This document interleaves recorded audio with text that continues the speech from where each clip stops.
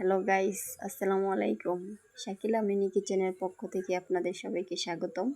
আজ আমি আপনাদের মধ্যে একটি রেসিপি নিয়ে এসেছি। আমার রেসিপিটি হলো কীভাবে অল্প সময়ে পোলাও তৈরি করা যায়।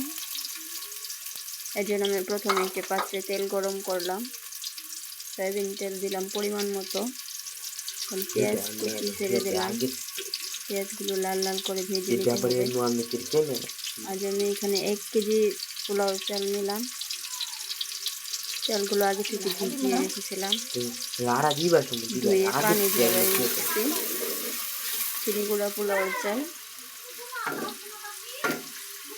চাইলে আপনারা এর মধ্যে পেঁয়াজের সাথে আদা কুচিও দিতে পারেন, আপনাদের ইচ্ছা মতো।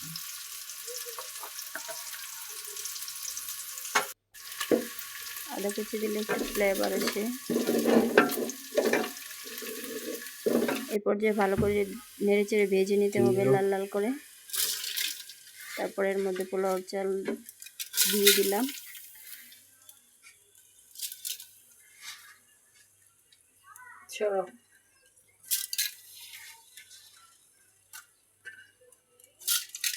এখানে আমার 1 কেজি পোলাওর চাউল ছিল।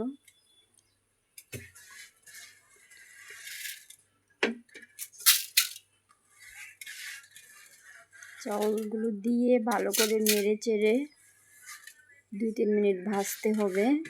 যখন চাল থেকে একটা শন শন আওয়াজ আসবে, ওই পর্যায়ে পানি অ্যাড করতে হবে।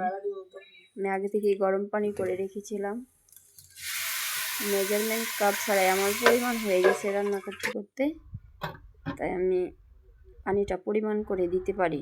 মেজারমেন্ট কাপ দিয়েও দিই, আবার এইভাবেও দিতে পারি।